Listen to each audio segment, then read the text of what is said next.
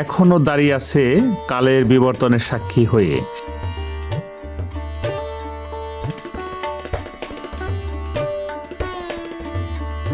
একটা প্রশ্ন নিয়ে, আমরা কি আমাদের ইতিহাসটা ঠিকভাবে সংরক্ষণ করতে পেরেছি, নাকি আমরা আদৌ পারবো?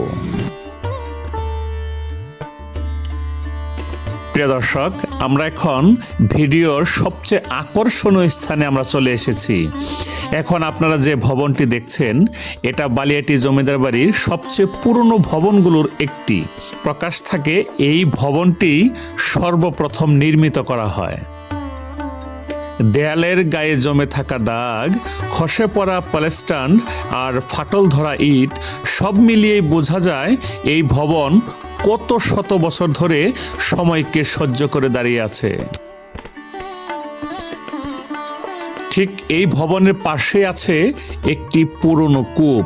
কুয়াটির মুখ একদম জাল দিয়ে ঢেকে রাখা হয়েছে, যেন এর ভিতরে লুকিয়ে থাকা অতীতকে আজও পাহারা দেওয়া হচ্ছে। একসময় এই কূপ ছিল এই ভবনের জীবনরেখা। পানির প্রয়োজনে দৈনন্দিন কাজ সবকিছুই নির্ভর করত এই কূপের ওপর।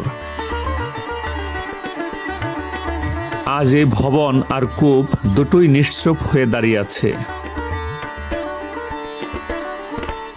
সত্যিই এই জায়গায় দাঁড়ালে মনে হয় ইতিহাস কখনো হারিয়ে যায় না, সে শুধু ধীরে ধীরে চুপ হয়ে যায়। এখন যে ভবনটি আপনারা দেখতে পাচ্ছেন, আপনারা ভিডিওর মাঝখানে এই জমিদার বাড়ির যে কারাগারটি আপনাদেরকে দেখিয়েছিলাম, সেই কারাগারে যে একজন জল্লাদ নামে যে চাকরি করত তৎকালীন সময়ে, এই ভবনটি হলো সেই জল্লাদের থাকার ভবন। সামনে যে ভবনটি দেখতে পাচ্ছেন পরিত্যক্ত এবং ভেঙে চুরে চৌচির হয়ে গিয়েছে, এই কালো ভবনটিতেই সে জল্লাদ নামের ব্যক্তিটি বসবাস করতেন। ভিডিওর একদম শেষ পর্যায়ে আমরা এসে দাঁড়িয়েছি। বালিয়াটি জমিদার বাড়ির একটি খুবই নীরব কিন্তু গুরুত্বপূর্ণ এক স্থানে। আমাদের সামনে যে পুকুরটি দেখতে পাচ্ছেন, এক সময় এখানেই জমিদার পরিবারের কন্যারা এবং জমিদারদের বউরা এখানেই গোসল করতেন।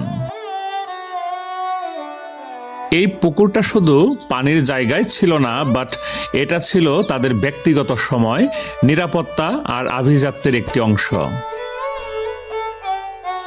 খেয়াল করে দেখবেন, এই পুকুরের চারপাশেই রয়েছে মোট 6টি ঘাটলা, আর প্রতিটি ঘাটলায় পাথর ও ইটের শক্ত কাঠামোই তৈরি, যেন দীর্ঘদিন ব্যবহার সহ্য করতে পারে এই ঘাটলাগুলো।